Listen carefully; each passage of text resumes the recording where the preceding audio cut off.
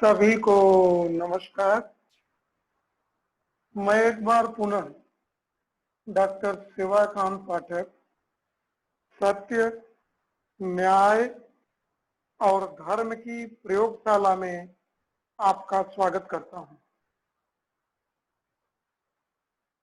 इस स्वागत मात्र से ही और आपसे जुड़ने से ही मुझे असीम सुख की प्राप्ति होती है कि हम अपने विचारों को आप तक पहुंचा पा रहे हैं।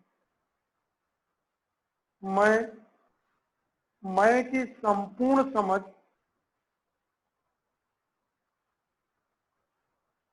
उसकी आकांक्षाओं की पहचान और उसके निर्वहन की संपूर्ण प्रक्रिया को देखने के पाठ्यक्रम में आज उसके 25वें लेक्चर में हूं, जिसमें संगीत में रहने की स्थिति का प्रसार मेरे से शुरू होके संपूर्ण अस्तित्व के साथ हो सके, इसकी कड़ी को देखने का प्रयास कर रहा हूं। इसमें आज के 25वें लेक्चर में कार्य क्या है और बड़ी व्यवस्था में भागीदारी क्या है, इसके विज्ञान को समझने की कोशिश करेंगे।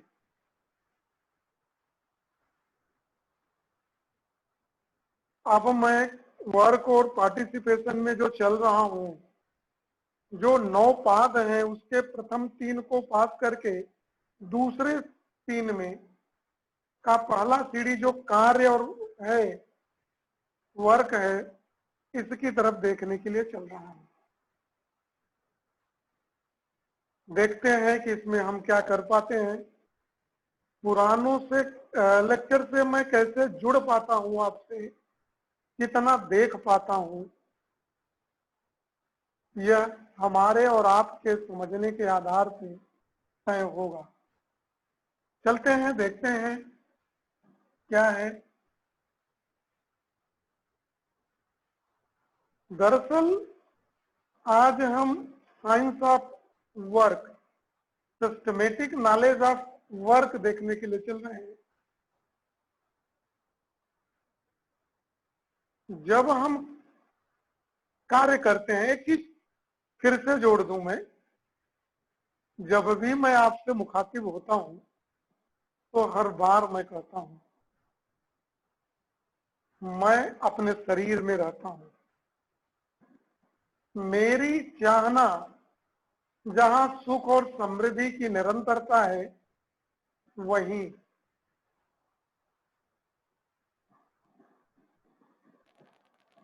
मेरे शरीर का रिक्वायरमेंट अलग है। मैं इस शरीर में अस्तित्व में रहता हूं, मैं ही प्रधान हूं और अपनी चाहना की प्राप्ति के लिए मैं अपने शरीर को इंस्ट्रूमेंट की तरह इस्तेमाल करता हूं और मैं इस इंस्ट्रूमेंट की स्वास्थ्य, सुरक्षा, नर्चरिंग, पोषण सबकी जिम्मेदारी को भी समझता हूं। जब मैं किसी मैं के साथ कार्य करता हूं तो वह मेरा व्यवहार कहा जाता है, और जब मैं शेष अवस्था के साथ, मानव अवस्था, ज्ञान की अवस्था को छोड़ के पदार्थ की अवस्था, प्राण की अवस्था या जीव अवस्था की किसी इकाई के साथ कुछ कार्य करता हूं, तो मैं परस्पर समृद्धि की भाव की तरफ अग्रणी होता हूं। तो इस क्या कार्य का संपूर्ण प्रकृति के साथ जब मैं पदार्थ की अवस्था, प्राणावस्था और जीवावस्था की बात करता हूं, तो उसको एक शब्द में उसको समेटने की जब कोशिश करता हूं, तो मैं कहता हूं कि शेष प्रकृति के साथ, क्योंकि प्रकृति का अंग तो मैं भी हूं और दूसरा मानव भी है, दूसरा मैं भी है। तो इस कार्य को कैसे किया जाए, म्यूचुअल प्रॉस्पेरिटी को गेन करने के लिए आज के लेक्चर में इसको देखने की कोशिश करूंगा। देखिए, हम मानव में समृद्धि का भाव कैसे आ जाए। जब हमने चर्चा की शुरुआत की थी, इस पाठ्यक्रम के समझ की शुरुआत की थी, या मैं कहूं कि मैं जिसके प्रथम सोपान का जो सिलेबस है, human value and professional ethics, उसमें हमने आपको कहा था बड़े गोले में जीने का प्रयास करें। आज जब हम मान्यताओं पे जी रहा है, आज का मानव डूज और डोंट डूज पे जी रहा है, वेरिएबल आइडियोलॉजी पे जी रहा है। ऐसा करते हुए कभी सुख और दुख की, कभी सुख और कभी दुख की स्थिति में है, और ऐसे करते हुए वो छोटे गोले में जीता है। छोटे गोले का मतलब वह सुविधाओं को नंबर 1 पे रखता है, संबंधों का कभी ख्याल करता है, कभी नहीं करता है, और सही समझ जो सहज स्वीकृति पे आधारित है उसकी तरफ तो तीसरे नंबर पे रखता है, कभी जाता ही नहीं। और सुविधाओं के संकलन के बाद भी वह सुखी नहीं हुआ है। देखें क्या किया जा सकता है इन चीजों में, क्या हमारी समझ है और इस समझ को हम कैसे कर सकते हैं। अगर हमको प्रॉस्पेरिटी का ज्ञान है, प्रॉस्पेरिटी को पहले सोपान के सिलेबस में ह्यूमन वैल्यू के कहा गया था कि if we have understanding that whatever physical facility is are available with me, it is more than my requirement। जो भी सुविधाएं हैं हमारे पास वह हमारी जरूरतों से अधिक है, तो स्वयं मेरे अंदर समृद्धि का भाव आ जाता है। अगर उसी बात को हम आधार मान लें,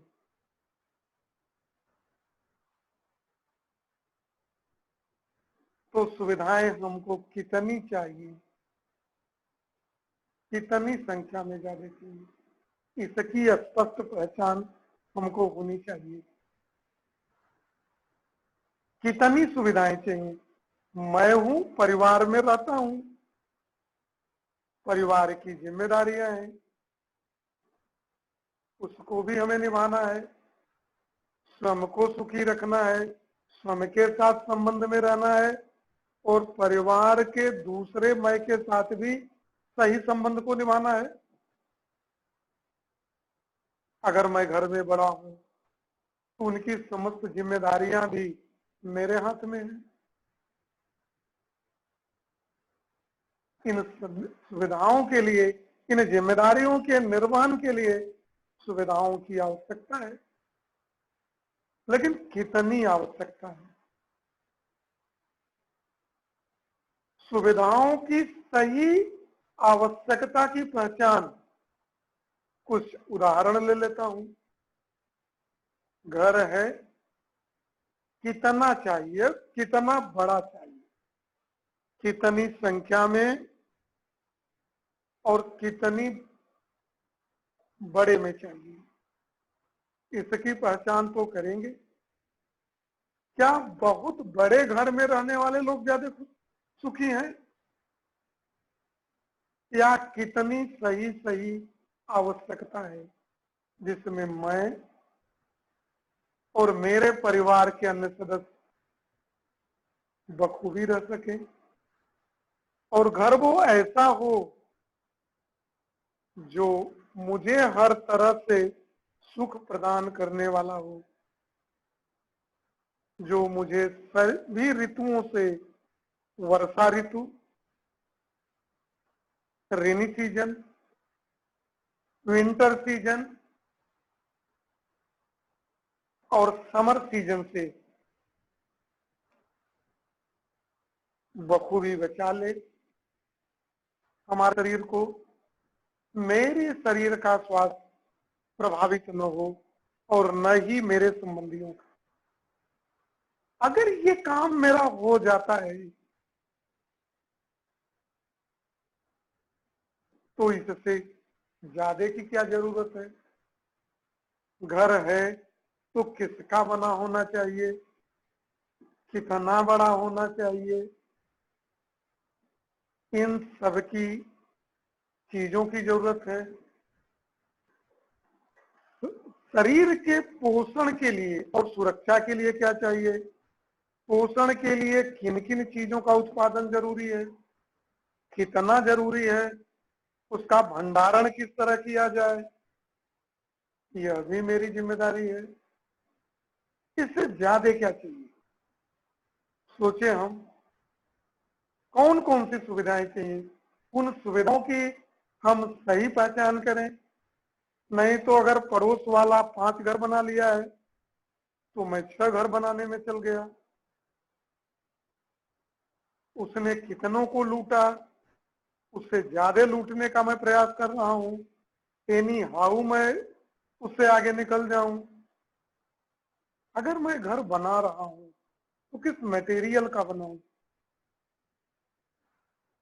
एक बात माने, और ये मानना मेरे कहने पे नहीं, समझने के आधार पे, इसको जांचे परखे इसको प्रस्ताव के रूप में दे रहा हूं।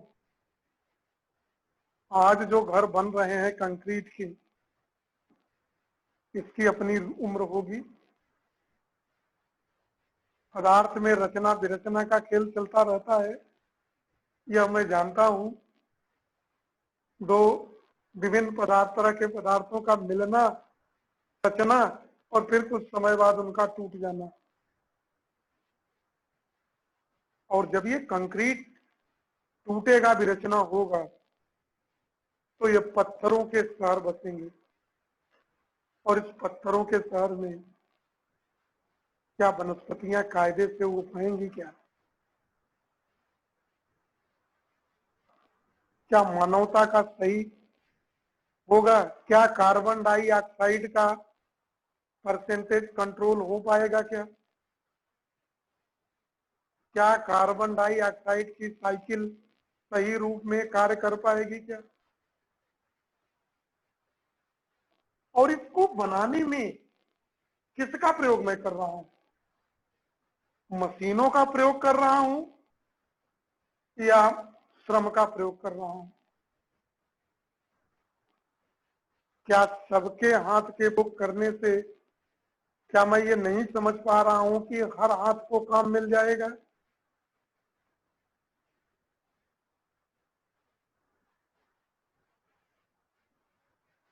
किन चीजों का बनाऊं।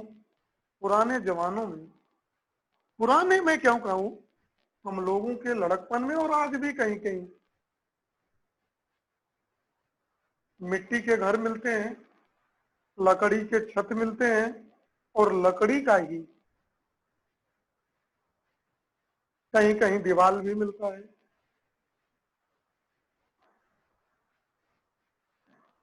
क्या वो घर और जो आज कंक्रीट के घर बन रहे हैं, किसमें गर्मी, जाड़ा और बरसात के सीजन में ज्यादा सुरक्षा थी, इसका हम सही सही मूल्यांकन कर लें। जब इस घर की उम्र जो हम इन चीजों से बनाता था, जो इसी प्रकृति में हमको मिलता था हमारे आसपास, वो अब प्रकृति में फिर डिकम्पोज हो जाता है या वो रेगिस्तान बनाता है पत्थरों का नया।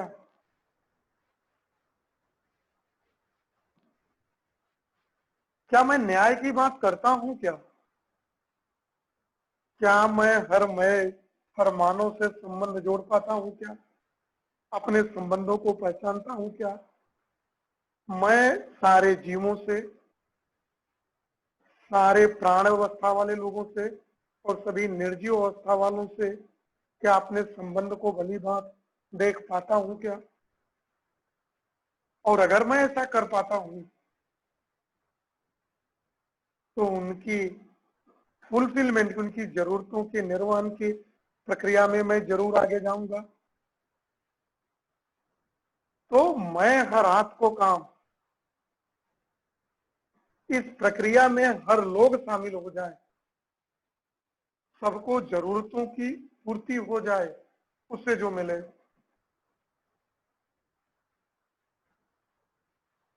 क्या मैं सबके साथ न्याय सुनिश्चित कर पा रहा हूं? यही कर पाना श्रम के साथ न्याय है, मानव के साथ न्याय है, निर्जीव के साथ न्याय है, प्राण अवस्था में वनस्पतियों के साथ न्याय है और जीवों के साथ न्याय है। सभी चीजों का सही उपयोग किया जाए। क्या इस उपयोग को मैं सही रूप से समझ पाता हूं? कितना किया जाए, किसकी जरूरत कितनी है? एक उदाहरण देता हूं। जा रहे हैं धूप में, बहुत धूप है, रास्ते में एक पेड़ पड़ गया, रुक गए, शीतलता प्रदान किया न, तो क्या वो आपका संबंधी नहीं है? वह किस लिए है? आप द्वारा छोड़े गए कार्बन डाइऑक्साइड, जिसको आपने एकदम वेस्ट मटेरियल मान के निकाल दिया, उससे अपना खाना बनाता है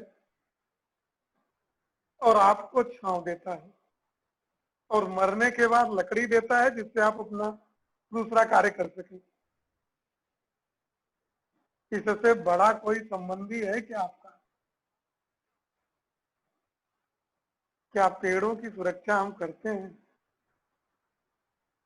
जब चाहे हम पेड़ों को काट देते हैं।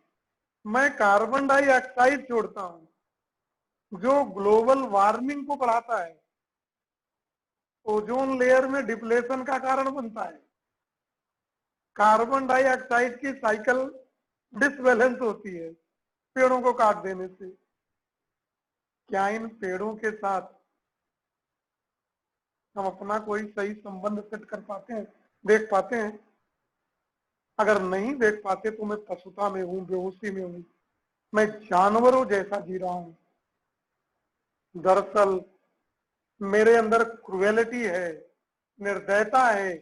एक निर्दयी ही अपने संबंधियों का कत्ल कर सकता है। अगर पेड़ मेरा संबंधी है, उस पेड़ की हत्या मैं क्यों करूं? मुझे छाया देता है, नीम का पेड़ है, दरवाजे पे लगा है ना, छाया भी दे रहा है, दातून भी सुबह दे रहा है, लकड़ी भी दे देता है। फिर भी एक दिन मूड खराब होता है, काट देता हूं, उसको भी रहने नहीं देता हूं। पीपल के पेड़ का महत्व तो देख ही रहे हैं हम।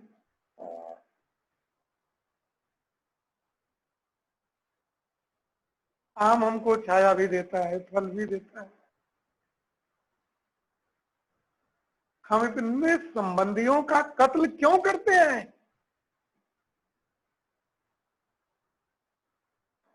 छाया दिया तो संबंधी नहीं है, सुरक्षा किया तो संबंधी नहीं है। क्या मेरा फर्ज, क्या उसका ही फर्ज है मेरी सुरक्षा करना, या मेरा भी फर्ज है उसकी सुरक्षा करना? Mutual fulfilment. पेड़ अपना काम करके वो सुख ले रहा है, लेकिन मैं उसका जो है भला नहीं कर रहा हूं, तो मैं कैसे सुखी रह सकता हूं? और रहना मैं सुखी अवस्था में चाहता हूं। अज्ञानता मेरे में कूट कूट के भरी है, अंधविश्वासों में मैं जकड़ा हुआ हूं। फिर कैसे काम होगा? फिर न्याय कैसे कर पाएंगे? जानवर, कुछ में अच्छे भाव होते हैं, कुछ में निर्दयता के भाव होते हैं, लेकिन ये पूरी प्रक्रिया में जीवधारियों का एक क्रम में जरूरत है। कोई पर्यावरण को साफ करता है, कोई जंगल की सुरक्षा करता है, कोई कबीलों में रहता है, किसी का कुछ काम है, एक दूसरे पे डिपेंडेंट हैं। इस ब्रह्मांड में कोई भी इकाई बिना संबंधों के और बिना जरूरतों के नहीं है, अगर हम न्याय रूप में देख पाए तो।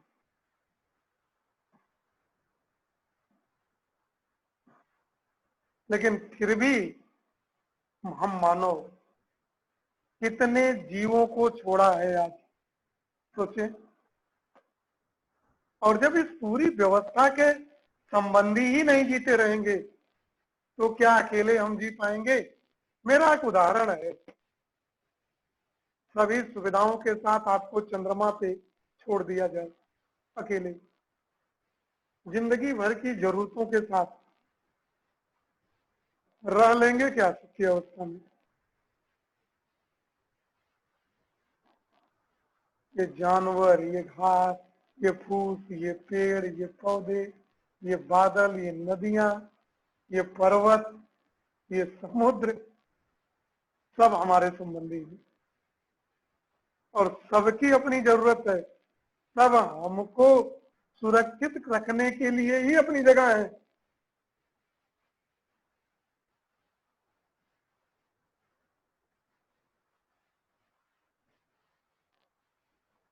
ठीक है, जब ये जरूरत हम, जो जरूरत चीजें हैं जो ये पृथ्वी पैदा करती है, वो हमारी जरूरतों को पूरा करना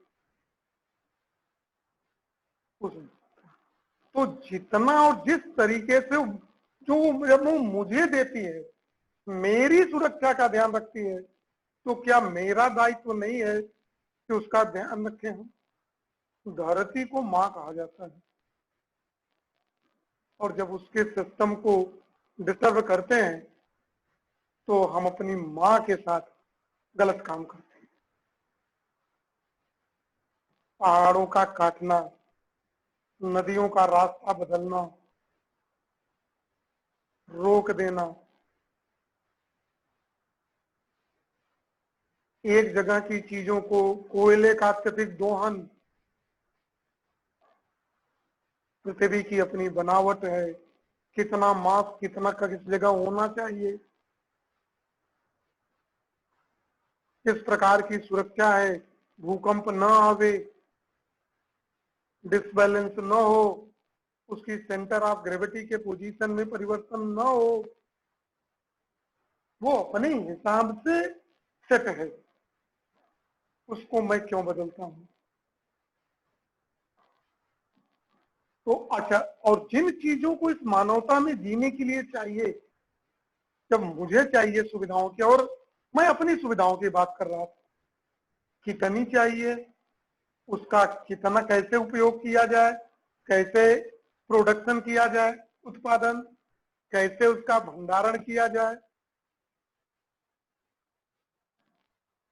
कैसे दूसरों को पहुंचाया जाए, अगर एक्सचेंज किया जाए दूसरे से, जैसे हम प्रकृति से कुछ लेते हैं उसको दे क्या रहे हैं बदले में?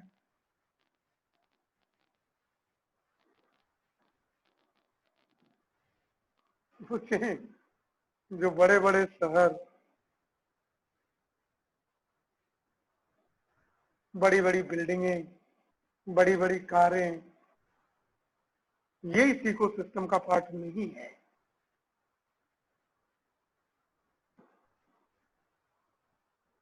क्या इससे संबंध स्थापित कर पा रहे हैं?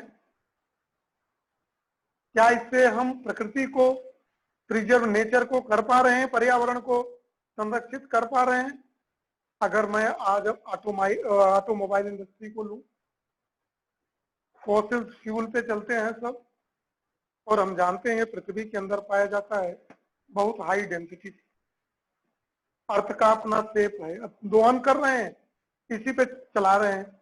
और हम जानते हैं चाहे कोयला हो, कोई भी fossil fuel, petrol, diesel, kerosene, wax, जो भी चीजें हैं, चारकोल,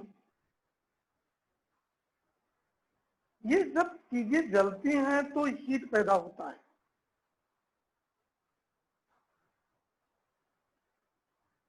होता है ना? और कार्बन डाइऑक्साइड, तो हीट पैदा होने से ग्लोबल वार्मिंग होगा, एवरेज टेम्परेचर बढ़ेगा। बढ़ेगा तो जिस तापक्रम में रहने का सिस्टम बना हुआ है वो सिस्टम ऊपर चलता जाएगा, और टेम्परेचर का बढ़ना इस व्यवस्था का डिसऑर्डर बनना है, और थर्मोडायनेमिक्स में उसी को एंट्रोपी कहा जाता है। तो ऐसा करते हुए मैं एंट्रोपी को बढ़ा रहा हूं, टेम्परेचर तापक्रम को, टेम्परेचर को जब मैं बढ़ा रहा हूं तो मैं क्या इकोसिस्टम को उस रेंज में रख पा रहा हूं क्या?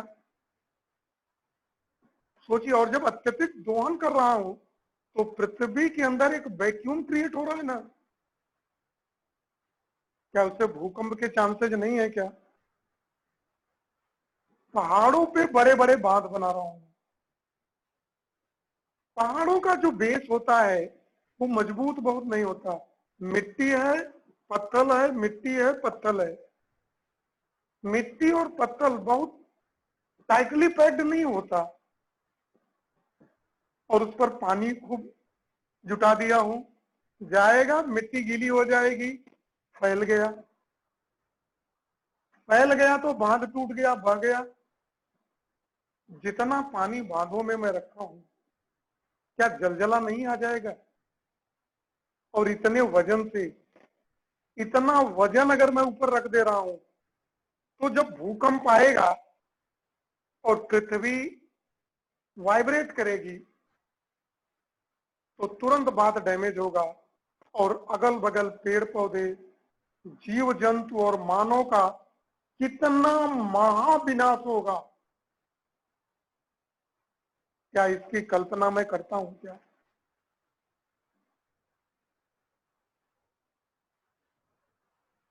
ठीक है, क्या मैंने कभी सोचा जिस एनर्जी को पैदा करने के लिए, बिजली को पैदा करने के लिए न्यूक्लियर पावर स्टेशन में लगा रहा हूं, थर्मल पावर स्टेशन लगा रहा हूं, न्यूक्लियर पावर स्टेशन में जहां हम हैवी एलिमेंट्स को यूज करते हैं, रेडियो एक्टिव एलिमेंट को, जिससे हार्मफुल रेडिएशन, गामा रेडिएशन निकलती रहती है, अल्फा बीटा पार्टिकल्स, अब ये मेरे ऊपर प्रभाव डालती है, मेरे हेल्थ के ऊपर।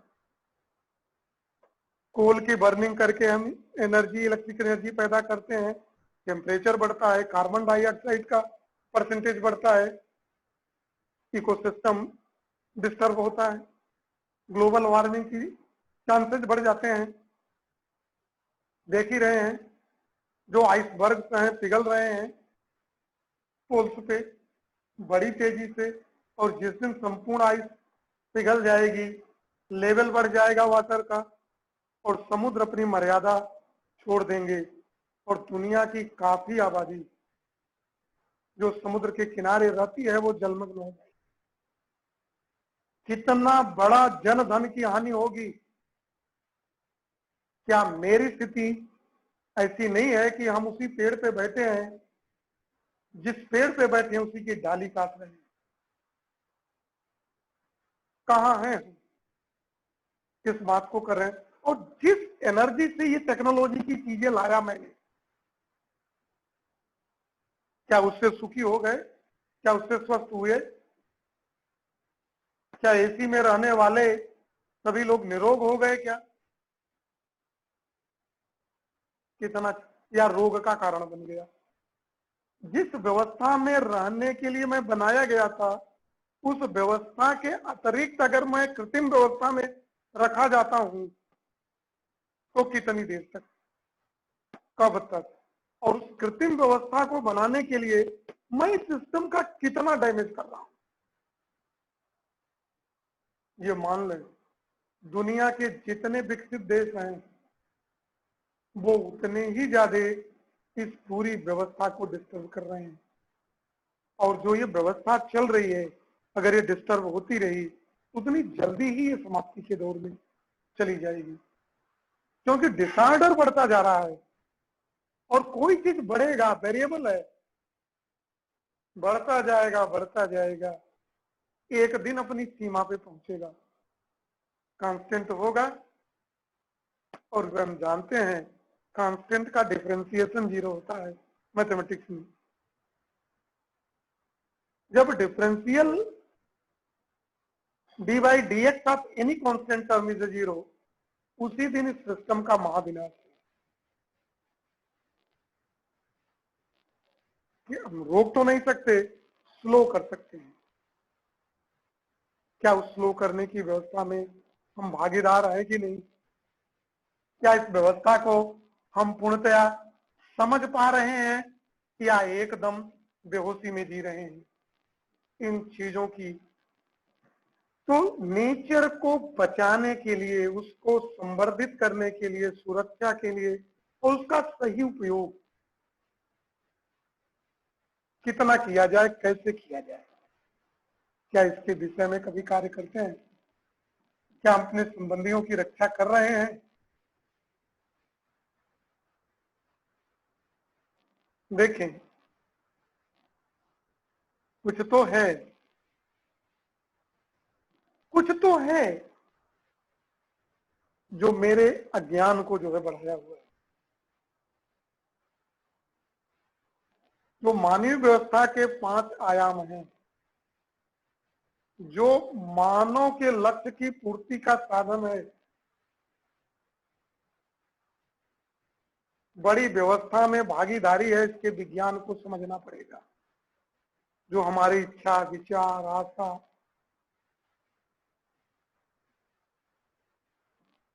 जो मेरी है शक्ति, मेरे पोटेंशियल का सही सही उपयोग करना पड़ेगा, जिससे सिलेक्शन और टेस्टिंग, चयन, विश्लेषण और आस्वादन मैं सही रूप से कर पाऊंगा।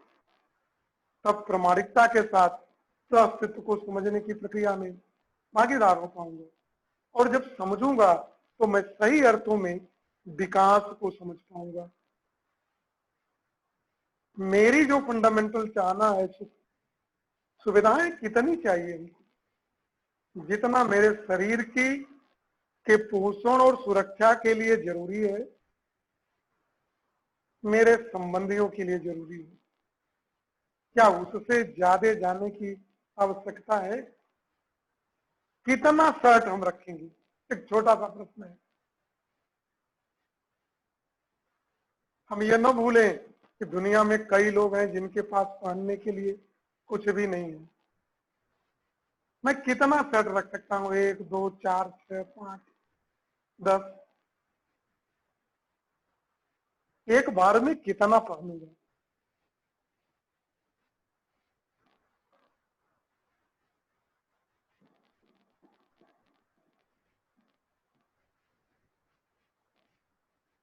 कितना स्टाइल दिखाऊंगा? क्या स्टाइल दिखाने से मानवता और प्रकृति सुरक्षित रहेगी? क्या जो सुख और समृद्धि की कल्पना है निरंतरता की, वो हो पाएगी? क्या जिन लोगों के पास 1000 शर्ट पहनने को है, एक बार पहना बदल दिया, क्या वो सर्वथा सुखी हैं? क्या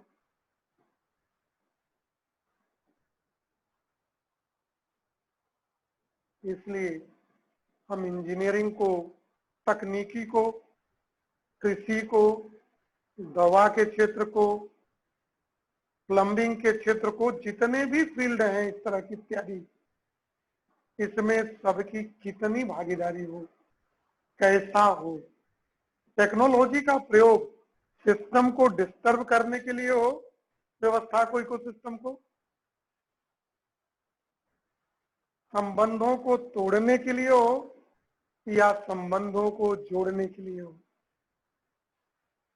हम देख रहे हैं आज की डेट में आतंकवाद की समस्याएं, भाई भतीजावाद, चोरी, डकैती, बलात्कार, लूट, अपहरण, आतंकवाद,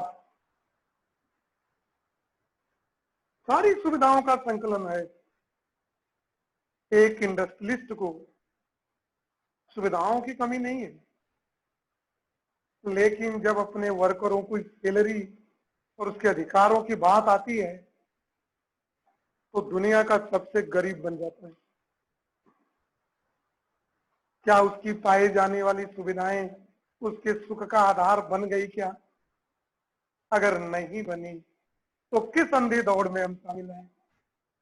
सोचे और समझे। क्या अपने जरूरतों और सुविधाओं का सही मूल्यांकन नहीं कर पा रहे हैं? क्या हम छोटे गोले से बड़े गोले में नहीं आ पा रहे हैं कि पहले नंबर पे मैं सही समझ को, दूसरे नंबर पे संबंध को और तीसरे नंबर पे सुविधाओं की तरफ देखेंगे। संबंधों को देखते हुए और ऐसा देखते हुए एक दूसरे के जरूरतों की पूर्ति में हम साधन बनेंगे। क्या ऐसा हम सोच पा रहे हैं क्या? अगर मैं नहीं सोच पा रहा हूं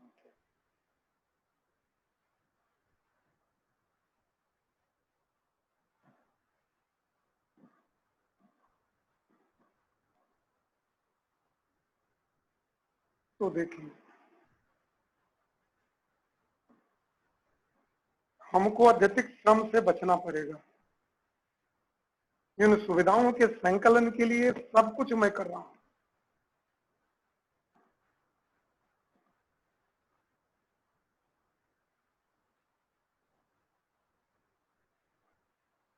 जो मैं फॉसिल फ्यूल का प्रयोग कर रहा हूं, पेड़ों को काट रहा हूं, चीजों को कर रहा हूं, अत्यधिक दोहन कर रहा हूं कोयले का, फॉसिल फ्यूल का, इस पे अपनी निर्भरता कम करूंगा। मैं साइकिल का भी प्रयोग कर सकता हूं। साइकिल चलाना बहुत बढ़िया एक्सरसाइज है। इससे हम दूसरी जगह जा भी सकते हैं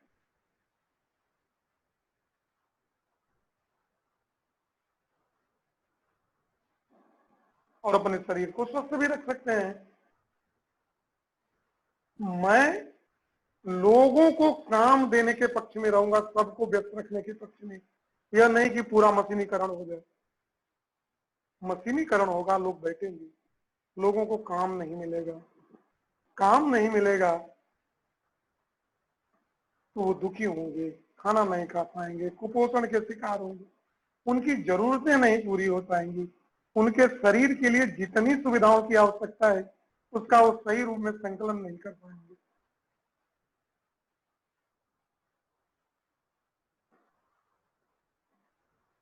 मशीनों का समुचित और सीमित उपयोग की तरफ मैं जाऊंगा। मैं कहना चाहता हूं कि कहना तो मुझे बहुत है। जब भी मुखातिब होता हूं आप तो विचारों का ज्वार उमड़ पड़ता है मेरे अंदर। क्या कहूं, कितना कहूं, समय अभाव है। मिलते रहेंगे हम, सत्य के विज्ञान को समझें। इसी बात के साथ सत्य, न्याय और धर्म की प्रयोगशाला से आज आपसे विदा लेता हूं। मिलूंगा आपसे और ऐसा मिलते हुए आपके साथ जब जब मिलूंगा मुझे सुख और समृद्धि की का एहसास होता रहेगा। इसी के साथ नमस्कार।